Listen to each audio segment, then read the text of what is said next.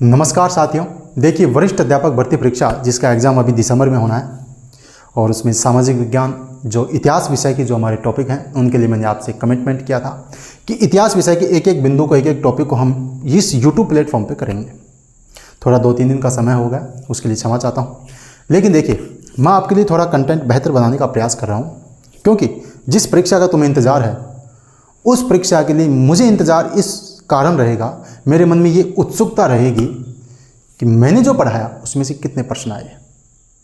बात ये नहीं है कि यहाँ पर आपको फ्री में पढ़ा रहा हूँ या मैंने कोई पेड कोर्स नहीं दिया, नहीं। आपका बेशकीमती समय मैं ले रहा हूँ, आपका महत्वपूर्ण समय मैं ले रहा हूँ। मेरा दायित्व है, मेरा कर्तव्य है आपको गुमराह नहीं करूँ, आपको सही चीज़ें बताऊँ। आपका विश्वास जीतना ही मेरा उद्देश्य है। मैं आपके विश्वास पर खरा उतरना चाहता हूँ, आपका विश्वास बना रहे। जिस विश्वास के साथ आप संघर्षरत अभ्यर्थी हैं साहबा, आप संघर्षरत हैं, संघर्ष कर रहे हैं, जिस विश्वास के साथ आप इस यूट्यूब प्लेटफॉर्म तक पहुँचे हैं उस विश्वास को बरकरार रखना है। इसलिए मैं मेरे पूरे तन मन से बहुत ज़्यादा मेहनत करके आपके लिए सामग्री बनाऊँगा, आपके लिए चीज़ बताऊँगा, आसान भाषा में आपको समझाने की कोशिश करूँगा। फ्रांस की क्रांति का एक वीडियो हमने देखा, उसमें थोड़ा सा लंबा वीडियो ये हुआ, लेकिन मैंने चीज़ को समझाने की कोशिश की है। अब कुछ ज़्यादा नहीं है, अब तो केवल फ्रांस की घटनाएं हैं, उनको क्रमबद्ध रूप से मैं आपको समझाऊंगा। आज फ्रांस की क्रांति का टॉपिक पूरा हो जाएगा। इसके बाद में टेलीग्राम चैनल पर आप अवश्य जुड़ जाएं, वहाँ पर क्विज के माध्यम से इन प्रश्नों का अभ्यास करेंगे कि विगत परीक्षाओं में कैसे प्रश्न पूछे गए, कैसे प्रश्न और आ सकते हैं। बाकी ऑब्जेक्टिव प्रश्न जितना ज़्यादा निकालेंगे चीज़ें उतनी ज़्यादा कंठस्थ होंगी। अभ्यास ही से बहुत चीज़ें जल्दी याद होती हैं। ऑब्जेक्टिव प्रश्नों का अभ्यास आपको करना होगा साथियों। जल्दी से जल्दी वीडियो को देख लें, आराम से ज़्यादा स्पीड से देख सकते हैं आप, कोई दिक्कत नहीं है। लेकिन 10-5 मिनट निकालकर टेलीग्राम पर जब मैं क्विज करवाऊँ उन प्रश्नों का अवश्य आप ध्यान में रखना। यहाँ पर कोई चीज़ रह जाएगी, महत्वपूर्ण तथ्य रह जाएगा, उनको भी मैं उन प्रश्नों में शामिल कर लूँगा। ये मेरा उद्देश्य रहेगा साथियों। देखिए, और भी आपको अन्य किसी चीज़ का कोई आपको सुझाव देना है, कोई बात करनी है तो टेलीग्राम चैनल है। इसके अलावा मेरा व्हाट्सअप नंबर है, मैंने डिस्क्रिप्शन में लिंक और व्हाट्सअप नंबर डाल दिए हैं, आप वहां से जाकर मुझसे संपर्क कर सकते हैं। और इस चैनल तक आप पहुंचे उसके लिए आपका आभार, धन्यवाद। चलते हैं फ्रांस की क्रांति। आज है हमारा फ्रांस की क्रांति की महत्वपूर्ण घटनाएं। फ्रांस की क्रांति की महत्वपूर्ण घटनाएं। क्रांति की महत्वपूर्ण घटनाएं। देखिए, पिछले वीडियो में हमने समझा फ्रांस की क्रांति के कारण। पुनः आपको याद दिला दूं, फ्रांस की क्रांति का सबसे मुख्य कारण है उसकी आर्थिक दयनीय दशा। क्रांति के कई कारण हैं, सामाजिक असमानता तो है, वो भी महत्वपूर्ण है, लेकिन सबसे मुख्य कारण की यदि बात आए तो उसकी आर्थिक दयनीय दशा है। आर्थिक स्थिति इतनी बद से बदतर हो गई कि रोटी नहीं मिल रही है लोगों को, जनता को रोटी नहीं मिल रही है, जनता परेशान है। लुई सोल्वे ने आर्थिक स्थिति से निपटने के लिए कई प्रयास भी किए। वित्त मंत्रियों का क्रम बदला। आपसे वित्त मंत्री के संबंध में प्रश्न आएगा। सबसे पहले उसने तुर्गो को लगाया। किसको लगाया? तुर्गो को वित्त मंत्री बनाया उसने। तुर्गो वाल्तेर का मित्र है। वही वाल्तेर, मैं सो चूहों की बजाय एक शेर का शासन पसंद करता हूँ, वो वाल्तेर उसका मित्र है, जनता के थोड़ा सा पक्ष में है, सिद्धांतवादी है। इसके सिद्धांत हैं, ये कह रहा है कि अधिक कर नहीं है, अधिक कर नहीं है। दूसरा, दिवालियापन नहीं, दिवालियापन नहीं। तीसरा है ऋण नहीं लेंगे, ऋण नहीं लेंगे। राजा ने क्या बोला? आप कर नहीं लगाओगे, दिवालियापन भी घोषित नहीं करोगे, ऋण भी नहीं लोगे, बोला फिर क्या करोगे? बोला खर्च में कमी करेंगे। किस में कमी? खर्च में कमी। बोला किसके खर्च में कमी? राज दरबार के खर्च में कमी करेंगे, सेना के खर्च में कमी करेंगे। किस में कमी करेंगे?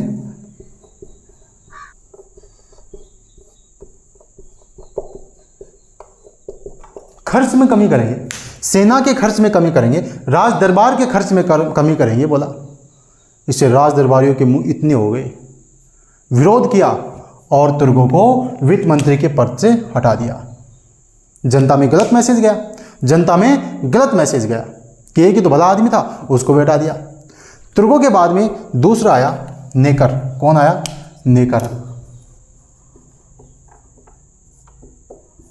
नेकर, इनके सीक्वेंस याद करना है आपको। तुर्गो, उसके बाद में नेकर। नेकर ने तो और भी ज़्यादा सारे आय व्यय का जो ब्यौरा है उसको चौड़े ला दिया, जनता के सामने रख दिया। आय व्यय, कितनी आय हो रही है, कितना खर्च हो रहा है, इसका ब्यौरा प्रस्तुत किया नेकर ने। इससे क्या हुआ? दरबार के फिजूल खर्चे का पता लग गया कि दरबार कितना अनाप शनाप खर्चा फिजूल में कर रहा है, इसका पता जनता में चल गया। आय व्यय का ब्यौरा दिया, किसने दिया? नेकर ने। आय व्यय का ब्यौरा नेकर ने दिया। इसको कौंतरांद्यू भी बोलते हैं। क्या बोलते हैं? कौंतरांद्यू। ये आपको ध्यान रखना है, कौंतरांद्यू। कौंतरांद्यू क्या कहा मैंने? तुर्गों को वित्त मंत्री से हटा दिया, नेकर को बनाया, लेकिन नेकर ने तो और भी गड़बड़ कर दी। क्या कर दी? आय व्यय का जो ब्यौरा है वो जनता के सामने रख दिया, जिससे जनता को पता लग गया कि राज दरबार का फिजूल खर्ची कितना है। इससे और भी ज्यादा जनता विरुद्ध हो गई, नेकर को भी हटा दिया। इसके बाद में बनाया फ्लेरी। फ्लेरी। इसके बाद में बताया कैलोन, और इसके बाद में बनाया ब्रियान। इनका क्रम ध्यान रखना है। तुर्गों के 4 नियम: अधिक कर नहीं, दिवालियापन नहीं, ऋण नहीं, खर्च में कमी। नेकर ने आय व्यय का ब्यौरा जनता के समक्ष रख दिया, इसको रखना है। कौंतरांद्यू बोलते हैं इसको, कौंतरांद्यू। इसके बाद फ्लेरी, कैलोन और ब्रियान। इस ब्रियान ने नया कर लगाने का सुझाव दिया। राजा को कहा कि नया कर लगा दीजिए, और वो है स्टाम्प कर। यहां से कहानी शुरू होती है फ्रांस की क्रांति की। देखिए, ब्रियान है ना, किसको बनाया? ब्रियान को। तुर्गो, नेकर, फ्लेरी और कैलोन। इसके बाद में ब्रियान बना। ब्रियान ने लुई सोलवे को सलाह दी कि आप नया कर लगा दीजिए, स्टाम्प कर। ने स्टाम्प कर लगाने का सुझाव दिया। स्टाम्प कर लगाने का सुझाव दिया तो लुई सोलवा ने इसके पंजीकरण के लिए, इसको स्टाम्प कर को पंजीकरण करवाने के लिए पार्लेमा के पास भेजा। किसके पास? पेरिस की पार्लेमा।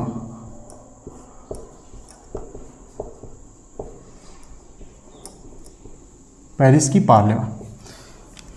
पार्लेमा फ्रांस में न्यायिक संस्था होती है, न्यायिक संस्था होती है पार्लेमा। 13 न्यायिक संस्थाएं, 13 पार्लेमा थी, जिसमें पेरिस की पार्लेमा सबसे बड़ी है। स्टाम्प करके पंजीकरण के लिए लुई सोलवे ने यह प्रस्ताव इसको भेजा। इस पार्लेमा ने मना कर दिया, बोला ये अधिकार हमारे पास नहीं है। तो बोला किसके पास है? बोला ये अधिकार है एस्टेट जनरल के पास। किसके पास? एस्टेट जनरल के पास। बोला इसका अधिवेशन बुलवाओ। अब मैं आपको यहां बता दूं साथियों, एस्टेट, मैंने बताया फ्रांस के समाज में 3 वर्ग हैं। पादरी वर्ग, उसका जो प्रतिनिधित्व करते हैं उसको प्रथम एस्टेट। दूसरा वर्ग कुलीन या सामंत वर्ग, उसका जो प्रतिनिधित्व करते हैं द्वितीय एस्टेट। और तीसरा वर्ग जन सामान्य मध्यम वर्ग, उसका जो प्रतिनिधित्व करते हैं उसको 3 एस्टेट। कितनी होगी? प्रथम, द्वितीय और तृतीय। 3 एस्टेट हैं।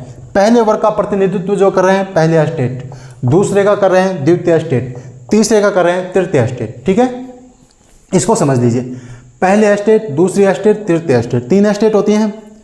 यदि किसी चीज़ को मनवानी है, जैसे पंजीकरण करवाना है, तो जो पुरातन व्यवस्था है ओसियारिज्म, उसके तहत क्या होता है?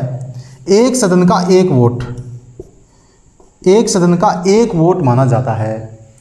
अब इधर पादरी वर्ग, इधर सामंत वर्ग, दोनों मिले जुले हैं, क्योंकि टैक्स सारा ये ही देते हैं, टैक्स सारा ये ही देते हैं। जो भी बात मनवानी होती है इनके पक्ष में होती है, और इन दोनों के 2 वोट हो जाते हैं, और बहुमत से बिल पारित हो जाता है, चीज़ मनवा ली जाती है। किसके द्वारा? इसके द्वारा। ये सामान्य तरीका है, पुरातन व्यवस्था है। ठीक है, ऐसा होता है। और ये 1614 में रिस्लो ने, जो हमने पढ़ा था, लुई 13वां का प्रधानमंत्री रिस्लो ने इसको भंग कर दिया था। उसके बाद में इसका अधिवेशन नहीं हुआ। 175 साल पहले 1614 में इसका अधिवेशन हुआ था। उस समय रिस्लो ने इसको भंग कर दिया था। इसमें क्या होते हैं, 3 एस्टेट होते हैं, तीनों की बैठक होती है अलग अलग सदन में। एक सदन का एक वोट माना जाता है, तो दोनों सदन मिलकर इनको हरा देते हैं और अपनी बात मनवा लेते हैं। यह है सामान्य तरीका। तो पेरिस की पार्लियामेंट ने भेजा कि ये अधिकार हमारे पास नहीं है, एस्टेट जनरल का अधिवेशन बुलवाया जाए। राजा ने बोला, बोलो कौन बुलवाएगा? राजा ने कहा, हमें तो तुरंत टैक्स लगाना है, जल्दी से जल्दी आए चाहिए, अधिवेशन को कौन बुलाएगा, बहुत दिन लगेंगे, रहने दो, आप तो ऐसा करो पार्लियामेंट को भंग कर दो। ये न्यायिक संस्था पंजीकरण नहीं कर रही ना, इसको ही भंग कर दो। पार्लियामेंट को भंग कर दिया गया। जैसे पार्लियामेंट को भंग किया तो न्यायाधीश जो होते हैं उनको गिरफ्तार करने से सेना ने मना कर दिया। सेना के अधिकारियों ने, सेना ने न्यायाधीशों को गिरफ्तार करने से मना कर दिया। स्थिति और अधिक संकटमय हो गई। मजबूरी वंश लुई 16वां को एस्टेट जनरल का अधिवेशन बुलवाना पड़ा। क्या कहा मैंने? ब्रियान ने स्टाम्प कर लगाने का सुझाव दिया। पेरिस की पार्लियामेंट ने मना कर दिया, बोला एस्टेट जनरल का अधिवेशन बुलाया जाए। राजा को यह बात बुरी लगी, उसने पार्लियामेंट को भंग कर दिया। लेकिन सेना किनके साथ थी? पार्लियामेंट के साथ थी। न्यायाधीश को गिरफ्तार करने से मना कर दिया। मजबूरीवश राजा को एस्टेट जनरल का अधिवेशन बुलाना पड़ा। और यहाँ से शुरू होती है आपकी फ्रांस की क्रांति की महत्वपूर्ण घटनाओं की शुरुआत। प्रश्न की भाषा का ध्यान रखना। फ्रांस की क्रांति की महत्वपूर्ण घटनाओं में फ्रांस की क्रांति का तात्कालिक कारण है एस्टेट जनरल का अधिवेशन। ये तात्कालिक कारण है। मुख्य कारण पूछे तो आर्थिक दयनीय दशा, तात्कालिक कारण पूछे तो एस्टेट जनरल का अधिवेशन। अब इसकी बात करते हैं, ठीक है। सबसे पहले देखिए एस्टेट जनरल का अधिवेशन। अब यहाँ से थोड़ा सा फैक्ट ज़्यादा है। अब फैक्ट है, क्रमबद्ध रूप से आपको याद करवाऊंगा। सबसे पहले 5 मई 1789 एस्टेट जनरल का अधिवेशन। एस्टेट जनरल अधिवेशन, ये तारीख आपको ध्यान रखनी है। पहली बात, 5 मई 1789 को एस्टेट जनरल का अधिवेशन बुलाया गया। पुरातन व्यवस्था में क्या होता है आपको मैंने बता दिया, एक सदन का एक वोट माना जाता है, ठीक है। लेकिन अब थोड़ी स्थिति बदल चुकी है। तृतीय सदन, जिसमें जन सामान्य मध्यम वर्ग आता है, उन लोगों ने मांग रखी कि भाई साहब ऐसे बात नहीं बनेगी, प्रति सदन वोट नहीं माना जाए, प्रति व्यक्ति वोट माना जाए, संयुक्त बैठक बुलाई जाए। पहला सदन, दूसरा, तीसरा, तीनों एस्टेट की संयुक्त बैठक बुलाई जाए। प्रति सदन वोट न मानकर प्रति व्यक्ति वोट माना जाए। राजा ने बोला नहीं, ऐसा नहीं चलेगा। राजा ने कहा ऐसा नहीं चलेगा। तो क्या हुआ? 17 जून 1789 तृतीय सदन ने, जो तीसरा एस्टेट है, उसने अपने आप को नेशनल असेंबली, राष्ट्रीय सभा घोषित कर दिया। तृतीय सदन ने अपने आप को राष्ट्रीय सभा घोषित, क्या कहा मैंने? 17 जून 1789 को तीसरे सदन ने अपने आप को राष्ट्रीय सभा घोषित कर दिया। देखिए यहाँ पर फैक्ट ज़्यादा हैं, लेकिन आप उलझे नहीं, क्रमबद्ध तरीके से याद करें, चीज़ें कंठस्थ हो जाएंगी। एक ऑप्शन तो यह है चीज़ों से घबरा कर आप भाग जाएं, एक ऑप्शन है सीखने का प्रयास करें, चीज़ों को क्रमबद्ध रूप से याद करें। और ये जो प्रयास है ये आपको सफलता की ओर ले जाएगा। घबराना नहीं है, क्रमबद्ध। मैं भी तो हूँ, मैं तो बहुत सामान्य हूँ, बहुत कमज़ोर हूँ, मुझे चीज़ें याद हैं, तो आप तो बहुत मुझसे बेहतर है, आपके तो सही ढंग से याद हो जाएंगे। देखना, 5 मई 1789 एस्टेट जनरल का अधिवेशन। तीसरे सदन ने क्या कहा कि संयुक्त अधिवेशन, संयुक्त बैठक बुलाई जाए। नहीं बात मानी तो उन्होंने अपने आप को राष्ट्रीय सभा घोषित कर दिया। क्या घोषित कर दिया? राष्ट्रीय सभा घोषित कर दिया, नेशनल असेंबली घोषित कर दिया और बैठक का बहिष्कार कर दिया, ठीक है। अब क्या हुआ? 20 जून को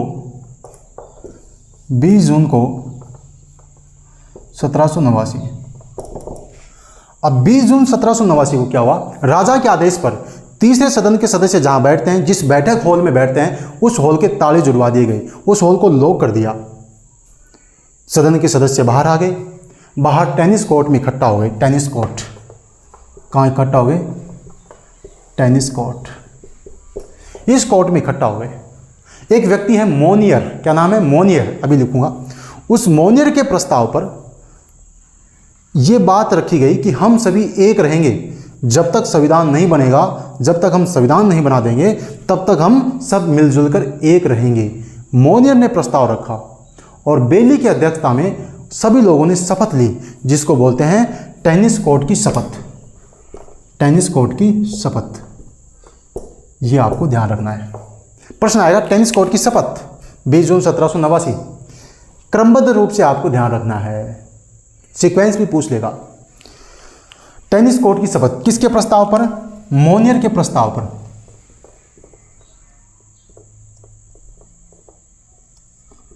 मोनियर के प्रस्ताव पर बेली की अध्यक्षता में, बेली की अध्यक्षता में 20 जून 1789 को मोनियर के प्रस्ताव पर बेली की अध्यक्षता में टेनिस कोर्ट की शपथ ली। 20 जून 1789, ये चीज़ को आपको ध्यान रखना है। 5 मई 1789 एस्टेट जनरल का अधिवेशन। तीसरे सदन के सदस्यों ने अपने आप को राष्ट्रीय सभा घोषित किया 17 जून को। 20 जून को वो बाहर आ गए क्योंकि लोग लगा दिया। यहाँ पर उन्होंने टेनिस कोर्ट की शपथ ली। ठीक है, इसके बाद राजा ने अपने अधिकारियों को भेजा कि भाई उनको उठाओ वहाँ से। तो मिराबो नाम की व्यक्ति ने, एक व्यक्ति है मिराबो, इसे फ्रांस की क्रांति का अलार्म भी कहा जाता है। फ्रांस की क्रांति का अलार्म भी कहा जाता है। मिराबो, राजा के अधिकारी यहां आए, इनको उठाने की कोशिश की, बोलो उठ जाओ। मिराबो नाम के व्यक्ति ने कहा कि भैया हम यहां जनता की इच्छा से इकट्ठा हुए हैं, हम यहां जनता की इच्छा से इकट्ठा हुए हैं, अब केवल बंदूक की नोक पर ही हमें हटाया जा सकता है।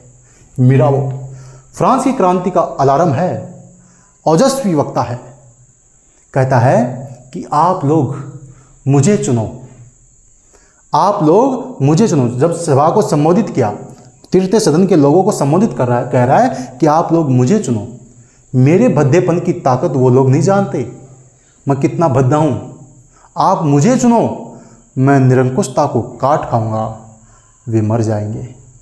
कौन कह रहा है? मिराबो। फ्रांस की क्रांति का अलार्म है।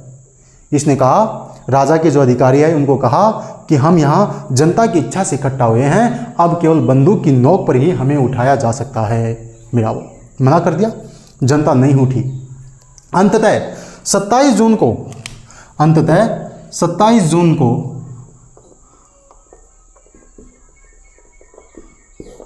27 जून को जिस तृतीय सदन ने अपने आप को राष्ट्रीय सभा घोषित किया था, उसको राजा ने स्वीकृति दे दी। राजा ने स्वीकृति दे दी। अब आपसे प्रश्न पूछ लिया जाएगा कि राष्ट्रीय सभा को वैधानिक स्वीकृति कब दी गई? राष्ट्रीय सभा को वैधानिक स्वीकृति कब दी गई? 27 जून 1789। ये हो गई यहाँ तक की बात। क्रांति की महत्वपूर्ण घटनाएं पढ़ रहे हैं। क्रांति का तात्कालिक कारण है एस्टेट जनरल का अधिवेशन 5 मई 1789। 17 जून को राष्ट्रीय सभा घोषित, 20 जून को टेनिस कोर्ट की शपथ, 27 जून को राजा ने इसको वैधानिक स्वीकृति, किसको? राष्ट्रीय सभा को। यहाँ तक की बात क्लियर, ठीक है। इसके बाद देखते हैं अपन, ठीक है। 9 जुलाई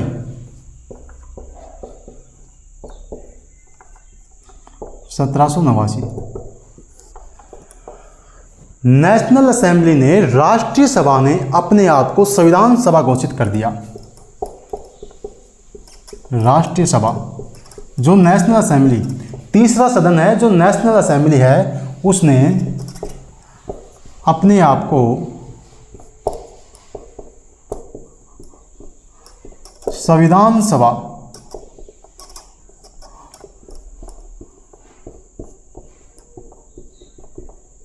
घोषित कर दिया। क्या काम है? 9 जुलाई 1789 को राष्ट्रीय सभा ने, नेशनल असेंबली ने अपने आप को संविधान सभा घोषित कर दिया और बोला हम फ्रांस का संविधान बनाएंगे, मिलकर तैयार करेंगे। फ्रांस का संविधान बनाने के लिए अपने आप को संविधान सभा घोषित कर दिया और इन्होंने क्रांतिकाल का पहला संविधान बनाकर तैयार किया 1791 में। 1791 में क्रांतिकाल का पहला संविधान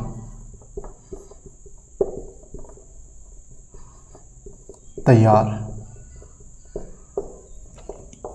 9 जून 1789 को राष्ट्रसभा ने अपने आप को संविधान सभा घोषित कर दिया, जो कि 1791 में संविधान बनकर तैयार हुआ, क्रांतिकाल का पहला संविधान। ठीक है, यहां तक बात हो गई क्लियर। अब देखिए, जनता विद्रोह के लिए बिल्कुल तैयार है। लोग बाहर निकलकर हथियार ढूंढ रहे हैं। क्या ढूंढ रहे हैं? हथियार ढूंढ रहे हैं विद्रोह के लिए। भूख मरे, भूखा आदमी क्या करे? हथियार ढूंढ रहे हैं। एक व्यक्ति है कैमिलो डुमलो। क्या नाम है? कैमिलो डुमलो।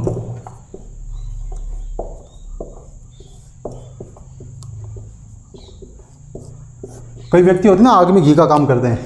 इस कैमिलो डुमलो ने कहा, बोला तुम क्या हथियार ढूंढ रहे हो? बोले यहाँ नहीं हथियार। हथियार बोला उस दुर्ग में है। कौन सी दुर्ग में? बास्तिल दुर्ग में है। बास्तिल दुर्ग। जैसे लोगों ने सुना बास्तिल दुर्ग, ओहो, लोगों को तो बिल्कुल ईर्ष्या है, उससे बहुत जलन है। क्यों? बुर्बो वंश, बुर्बो राजवंश की निरंकुशता का प्रतीक है बास्तिल दुर्ग। और लोगों की भीड़ ने उस पर हमला धावा बोल दिया। बास्तिल दुर्ग के बास्ते लगा दी। कब? 14 जुलाई 1789। ये घटना 14 जुलाई 1789। कैमिलो डुमलो नामक व्यक्ति ने अफवाह फैला दी कि दुर्ग कहाँ है, वो हथियार कहाँ है? बास्तिल दुर्ग में। जनता ने उस पर धावा बोल दिया और वहां उसको आग लगा दी। बास्तिल दुर्ग। बास्तिल दुर्ग का पतन 14 जुलाई 1789।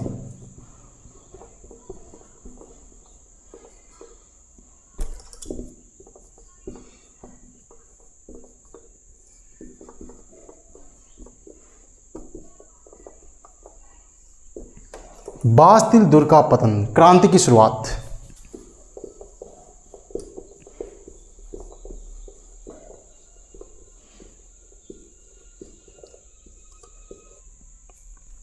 प्रश्न की भाषा पे ध्यान देवे।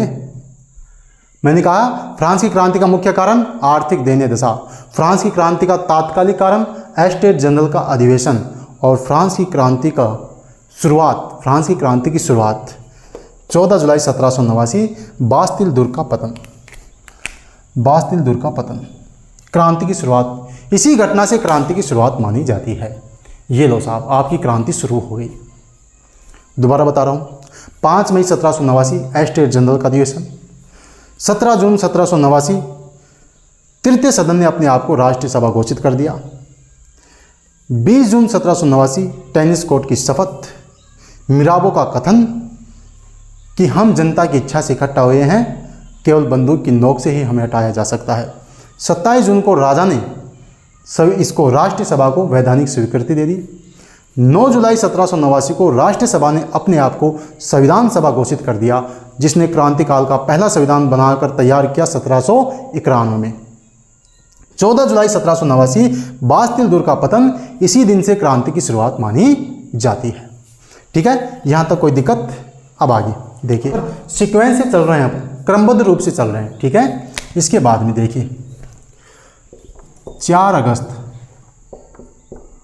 1789। 4 अगस्त 1789 फ्रांस की क्रांति में एक महत्वपूर्ण दिन है, क्योंकि आपको पता है सामाजिक असमानता एक कारण था।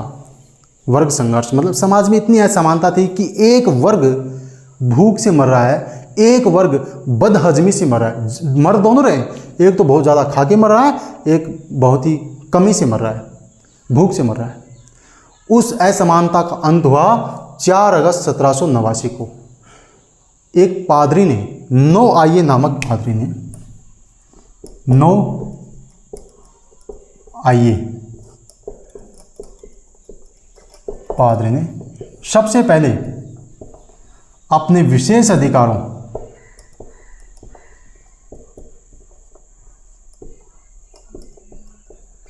की समाप्ति की घोषणा कर दी।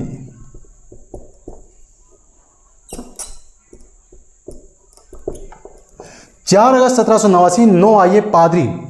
अब आपको मैं बता दूं, आप कहेंगे पादरी है फिर इनके साथ क्यों है? देखिए, जो धर्म अधिकारी हैं उसमें भी उच्च और निम्न कोटि के हैं। जो निम्न कोटि के छोटे पादरी हैं उनको ऊपर के जो धर्माधिकारी हैं वो बिल्कुल ईर्ष्या की भावना से, द्वेष की भावना से देखते हैं। इनके साथ समानता का अधिकार नहीं, भेदभाव करते हैं। इसलिए जब क्रांति हुई तो इन लोगों ने भी इनका साथ दिया और सबसे पहले नो आइए नामक पादरी ने अपने विशेष अधिकारों की समाप्ति कर दी। बोला, मैं आज से मेरे समस्त विशेष अधिकारों का त्याग देता हूँ, को अपना मतलब आज से मैं अपने सारे विशेष अधिकार त्याग रहा हूँ। ऐसा कहते ही और भी जो कई छोटे मोटे पादरी थे, बड़े बड़े धर्माधिकारी थे, इन्होंने भी इनकी बात में उन्होंने भी अपने विशेष अधिकारों की घोषणा कर दी। इसी दिन से फ्रांस में सामाजिक क्रांति की शुरुआत मानी जाती है। कौन सी क्रांति? सामाजिक क्रांति। ये आपको ध्यान रखना है। प्रश्न आएगा कि फ्रांस में सामाजिक क्रांति 4 अगस्त 1789। सामाजिक क्रांति 4 अगस्त 1789। क्या याद करना है? 4 अगस्त 1789 सामाजिक क्रांति। नो आइए नामक पादरी ने अपने विशेष अधिकारों की समाप्ति की घोषणा। बस ये चीज़ें आपको ध्यान रखनी है। इसके बाद 27 अगस्त 1789 मानव अधिकारों की घोषणा पत्र। मानव अधिकार घोषणा पत्र, ये आपको ध्यान रखना है। ये सभी महत्वपूर्ण चीजें हैं। 4 अगस्त को सामाजिक क्रांति, 27 अगस्त को मानव अधिकार घोषणा पत्र। मानव अधिकारों के लिए जो ह्यूमन राइट्स हैं उनके लिए घोषणा पत्र की जारी हुआ 27 अगस्त को। लेकिन इसमें महिलाओं का प्रावधान नहीं था, इसलिए एक महिला ओलंप द गुच, क्या नाम है? ओलंप द गुच ने विरोध किया। ये नाम आप ध्यान रखना, ओलंप द गुच। इसने इसका विरोध किया था। क्यों? क्योंकि इसमें महिलाओं के अधिकार की बात नहीं थी। तो 27 अगस्त 1789 मानव अधिकार घोषणा पत्र किसने विरोध किया? ओलंप द गुच ने। ठीक है, फ्रांस की क्रांति हो गई। इसमें 4 अगस्त को सामाजिक क्रांति, 27 अगस्त को मानव अधिकार घोषणा पत्र। अब देखिए 6 अक्टूबर 1789, इसके बाद में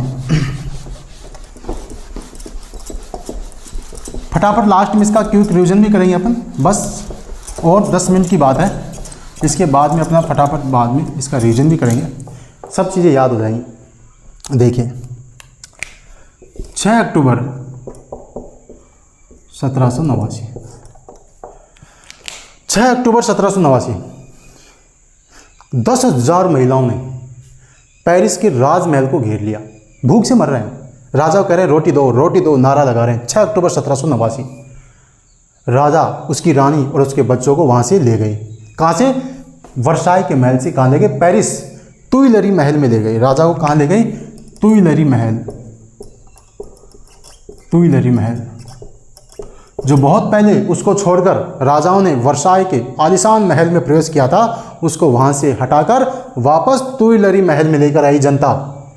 10,000 महिलाओं की भीड़ इसको लेकर आ रही है, नारा दे रही है कि रोटी वाला रोटी वाली हमारे साथ हैं, रोटी वाला रोटी वाली हमारे साथ है। तब बेली ने एक स्टेटमेंट दिया था। किसने? बेली ने एक स्टेटमेंट दिया था कि आज से कितने ही साल पहले हेनरी चतुर्थ ने जनता पर विजय प्राप्त की थी, लेकिन आज पेरिस की जनता ने, फ्रांस की जनता ने राजा पर विजय प्राप्त की है। राजा को पकड़कर लेकर आ रहे हैं, पेरिस की तुइलरी महल में शिफ्ट किया है इसको। रोटी वाला रोटी वाली हमारे साथ हैं। तब बेली ने कहा था कि 1489 में हेनरी चतुर्थ ने, 1589 में हेनरी चतुर्थ ने जनता पर विजय प्राप्त की थी, लेकिन आज जनता ने राजा पर विजय प्राप्त की है। इसको यहाँ शिफ्ट कर दिया। राजा यहाँ से भगने का प्रयास करेगा। 20 जून 1751 वेरेन की उड़ान। 20 जून 1751 वेरेन की उड़ान। ये क्या है वेरेन की उड़ान? देखना। अब राजा को रानी को यहाँ तुइलरी महल में शिफ्ट कर दिया। अब वो सारे भोग विलास कहाँ, वो सारे आलीशान, वो चीज़ें कहाँ यहाँ? ठीक है, राजा भगने की रणनीति बना रहा है, कैसे न कैसे करके यहाँ से भगे। उसको पता है कि यहाँ समस्या आने वाली है। राजा जा रहा है, रानी साथ हो ली, रानी भी साथ हो ली। राजा रानी वहाँ से चुपके से निकल रहे हैं, लेकिन समस्या क्या है? रानी साहिबा है जो बिना अपने प्रसाधन के साधन, जो श्रृंगार के साधन हैं, जो रोजमर्रा की जो बढ़िया बढ़िया चीज़ें हैं, उनको साथ ले जाना चाहती है। राजा बोल रहा है जल्दी आजा, जल्दी आजा, चलो चलो। सामान्य नागरिक का वेश बना लिया उन्होंने, सामान्य नागरिक का वेश बना लिया। लेकिन रानी साहिबा कर रही है मेरा बाथरूम टब रह गया, मेरा बाथरूम टब रह गया, इसको भी साथ ले लो। और भी कई अन्य चीज़ों को अपने साथ ले ली। जा रहे हैं, भग रहे हैं। अब देखो सामान्य नागरिक का भेष है, लेकिन उनके साथ जो चीज़ें हैं वो वीआईपी हैं। जो सामान है ना रानी के साथ, बाथरूम टब अन्य चीज़ें, वीआईपी है। अब जनता आराम से पहचान देगी। आदमी सामान्य और चीज़ कीमती, जनता को शक हो गया। ऑस्ट्रिया की सीमा पर वेरेन नामक स्थान पर, ऑस्ट्रिया की सीमा पर वेरेन नामक स्थान पर रूसी महिला के भेष में इनको पकड़ लिया जनता ने और वापस इसको यहाँ शिफ्ट कर दिया। राजा चुपचाप निकल जाता, रानी भी निकल जाती, लेकिन उनके सामान उनको मरवा दिया। रानी साहिबा बिना सामान नहीं जा रही है, बढ़िया बढ़िया सामान लेके जा रही है, यूज़ करने के सामान। और जनता पहचान गई। तो ये है वेरेन की उड़ान। 20 जून 1791 राजा का भगने का प्रयास, लेकिन जनता ने उसको पहचान लिया, वापस उसको यहाँ पकड़ के शिफ्ट कर दिया। और 21 जनवरी 1793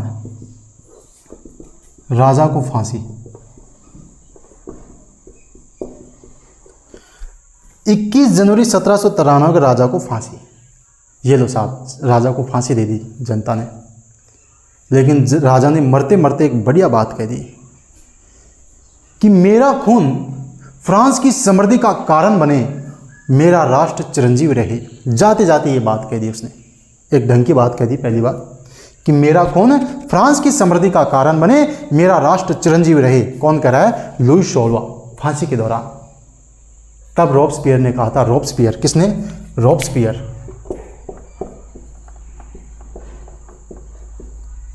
तब रॉब्सपियर ने एक स्टेटमेंट दिया, राजा को मरना होगा, राजा को मरना होगा, राजा को मरना चाहिए ताकि राष्ट्र जिंदा रहे।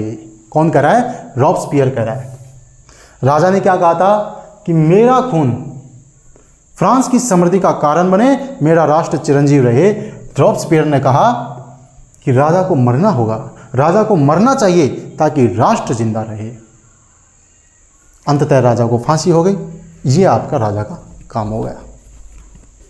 तो ये थी आपकी फ्रांस की क्रांति। अब कुछ महत्वपूर्ण चीज़ें क्रमबद्ध रूप से आपको बताया है, पुनः आपका रिवीजन करा रहा हूँ, फटाफट देखें। 5 मई 1789 एस्टेट जनरल का अधिवेशन, ठीक है। 17 जून 1789 राष्ट्रसभा घोषित कर दिया। किसने? तृतीय सदन ने, थर्ड एस्टेट ने, ठीक है। 20 जून 1789 टेनिस कोर्ट की शपथ। 27 जून 1789 राष्ट्रसभा को राजा ने वैधानिक स्वीकृति दे दी। 9 जुलाई 1789 राष्ट्रसभा ने अपने आप को संविधान सभा घोषित कर दी।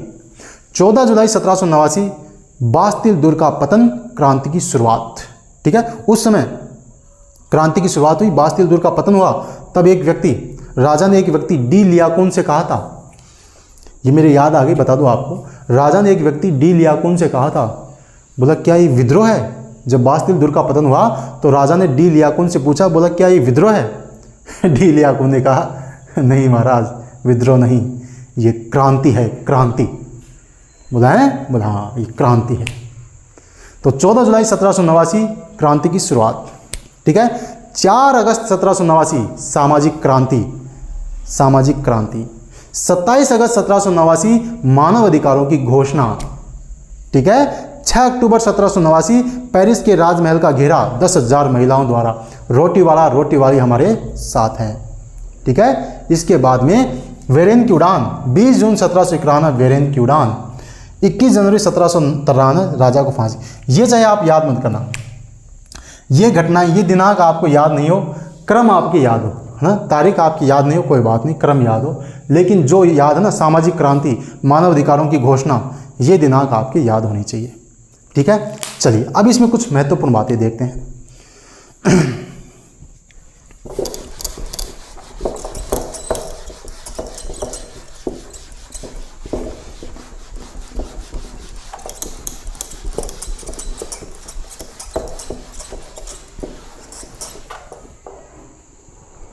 अब इसमें देखिए कुछ महत्वपूर्ण बातें।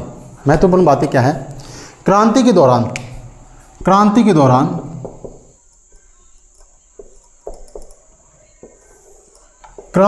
दौरान फ्रांस में शासन संचालन, यानी कि जब क्रांति हो रही है तो फ्रांस का शासन कौन संचालित कर रहा है, कौन कौन सी संस्थाएं हैं, वो आपको ध्यान रखना है, उसको क्रमबद्ध रूप से याद कर लें। सबसे पहले है, आपको पता है, नेशनल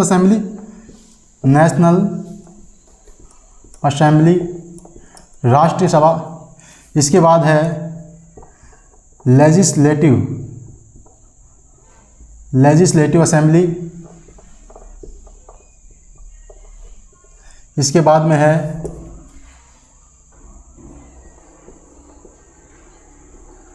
नेशनल कन्वेंशन। इसके बाद में है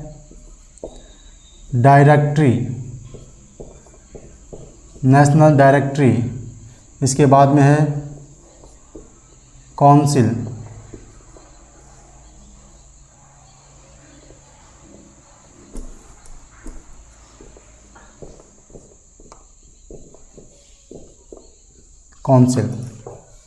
क्रमबद्ध से ध्यान करना आपको। देखो, national assembly, legislative assembly, convention, directory, council.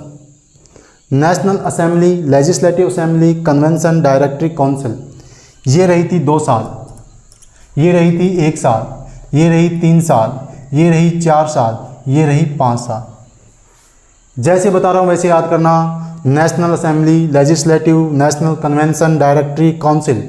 National assembly, legislative, convention, directory, council. ये 2 साल, 1 साल, 3 साल, 4 साल, 5 साल। बस ये थोड़ा सीक्वेंस अलग है, बाकी क्रम से है। देखो, ये हुई 1789 से 91, ये 1791 से 92, ये 1792 से 95, ये 1795 से 99, ये 1799 से 1804। 89 से 91 2 साल नेशनल असेंबली, 91 से 52 लेजिस्लेटिव, 92 से 95 कन्वेंशन, 95 से 99 डायरेक्टरी, 99 से 1804 काउंसिल। ये आपको ध्यान रखना है। ये शासन रहा था 5 साल। बाद में नेपोलियन बोनापार्ट ने काउंसिल इसको भंग कर दिया और खुद क्या बन गया, फ्रांस का सम्राट बन गया। ये चीज़ आपको ध्यान करनी है। ये तो थी शासन संचालन की संस्थाएं। नोट्स में मैंने ऐड कर दिया है ये सब चीज़ें। इसको क्रम से पहले इसको याद करना, फिर इसको ध्यान रखना है। इस प्रकार क्रम से याद करना है। इसके बाद में क्रांतिकाल के प्रमुख राजनीतिक दल। प्रमुख राजनीतिक दल, 3 प्रमुख राजनीतिक दल हैं। एक तो है वैधानिक राजतंत्रवादी, एक है गणतंत्रवादी और एक है समतलवादी। ध्यान से समझना। प्रमुख राजनीतिक दलों में वैधानिक राजतंत्रवादी, गणतंत्रवादी, समतलवादी, 3 प्रमुख राजनीतिक दल हैं। वैधानिक राजतंत्रवादी कौन है? जो राजतंत्र में विश्वास करते हैं, लेकिन वैधानिक संविधान के अकॉर्डिंग होना चाहिए। ये दाहिनी तरफ बैठते हैं। क्या? सदन में अध्यक्ष के दाहिने तरफ बैठते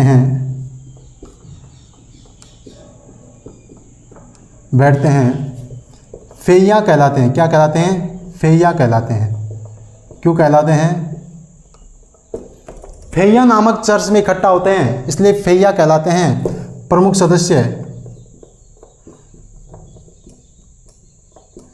मिराबो, जो फ्रांस की क्रांति का अलार्म है ना दोस्तों, मिराबो इसी का प्रमुख सदस्य है। वैधानिक राजतंत्रवादी दाहिने तरफ बैठते हैं, फेया कहलाते हैं। क्यों? चर्च में फेया नामक चर्च में इकट्ठा होते हैं। प्रमुख सदस्य मिराबो है। ठीक है। इसके बाद में गणतंत्रवादी, ये 3 प्रकार के हैं। पहला है जिरोंदिस्ट। कौन है? जिरोंदिस्ट, ये है। इसके बाद में है जैकोबिन। कौन है? जैकोबिन। और इसके बाद में है कार्डेलियर क्लब।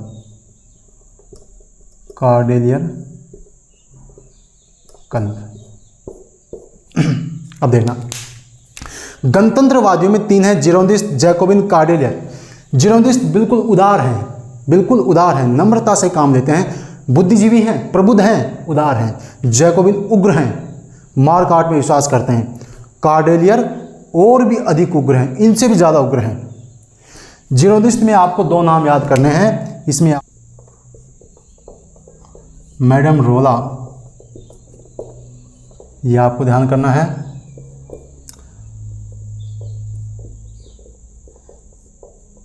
Thomas pen. जैकोबिन में दांतों है, मारा है, रॉब्सपियर है, ये हैं। जिरोंदिस्ट उदार हैं, प्रबुद्ध वर्ग है, उदारवादी हैं। मैडम रोला, इसको जब फांसी पे लटकाया गया, इसने कहा कि हे स्वतंत्रता, तेरे नाम पर कितने कितने अत्याचार किए जाते हैं, उदार है। थॉमस पेन बड़ा ही उदार है, कहता है कि समस्त विश्व मेरा घर है, थॉमस पेन। फिर इसमें जो जैकोबिन हैं, ये उग्रवादी हैं, सब ध्यान रखना, गणतंत्रवादी हैं, लेकिन जैकोबिन बड़े ही उग्र हैं, मार काट में विश्वास करते हैं। दांतों, मेरे नाम की सत्ता को सर्वथा नष्ट कर दो, सत्ता को, यदि इससे फ्रांस का भला होता हो। दांतों, मारा, रॉब्सपियर। रॉब्सपियर तो रूसों की सोशल कॉन्ट्रैक्ट को तकिए के नीचे लगा के सोता है, रॉब्सपियर। ये सारे उग्र हैं।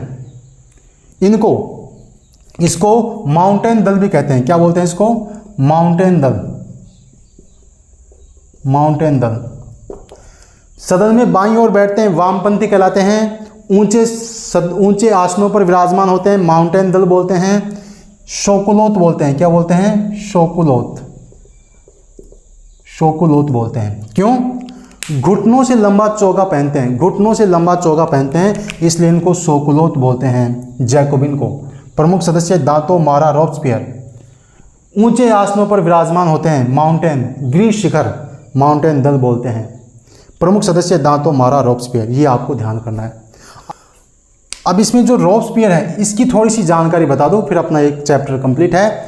रॉब्सपियर ने 5 सितंबर 1753 से 28 जुलाई 1754 तक आतंक के राज्य की स्थापना की थी। किसकी? आतंक के राज्य। 5 सितंबर 1753 से 28 जुलाई 1754 तक मुख्य कर्ताधर्ता रॉब्सपियर, अन्य सहयोगी दांतों, मारा, इन्होंने आतंक के राज्य की स्थापना की थी। आतंक के राज्य की स्थापना की थी। इसमें खूब मार काट, खूब लोगों को लटकाया गया था। आतंक का राज्य। अब इसकी समाप्ति कब हुई? 27 जुलाई 1754 को रॉब्सपियर को ही फांसी पर लटका दिया गया, और इसी दिन से आतंक के राज्य की समाप्ति हो गई, जिसको फ्रांस में बोलते हैं थर्मोडेरियन। क्या बोलते हैं? आया हुआ प्रश्न है ग्रेड फर्स्ट में, थर्मोडेरियन, ग्रेड फर्स्ट में आया हुआ है थर्मोडेरियन प्रतिक्रिया।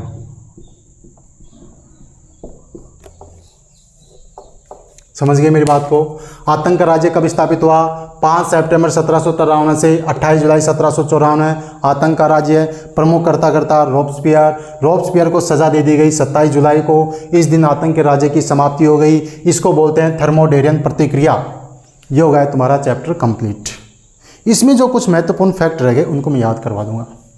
क्या बताया मैंने? घटनाएं आपको शुरू से बता दी, उसके बाद में मैंने आपको बताया है प्रमुख राजनीतिक दल। इसमें 3 हैं, वैधानिक राजतंत्र, गणतंत्र, समतलवादी। इसमें महत्व इनको याद नहीं करना है। इसमें भी बस ये याद रखना है, ये फेया चर्च में बैठते हैं, ये महत्वपूर्ण है गणतंत्रवादी। इसमें जिरोंदिस्ट है, जैकोबिन है, कार्डेलियर है। जिरोंदिस्ट उदारवादी हैं, मैडम रोला है, थॉमस पेन है। जैकोबिन उग्र हैं, मार काट में विश्वास करते हैं। दांतों है, मारा है, रॉब्सपियर। ऊंचे आसनों पर काबिज रहते हैं, माउंटेन दल। घुटनों से लंबा चोगा पहनते हैं, शोकुलोत। रॉब्सपियर ने आतंक के राज्य की स्थापना की 5 सितंबर 1753 से 28 जुलाई 1754। आतंक के राज्य की स्थापना 27 जुलाई 1754 की इसको फांसी दे दी गई। इसी दिन आतंक के राज्य की समाप्ति हो गई, जिसको बोलते हैं थर्मोडेरियन प्रतिक्रिया। साथियों, कुछ अन्य जो महत्वपूर्ण तथ्य हैं मैं क्विज क्वेश्चन में शामिल कर दूंगा।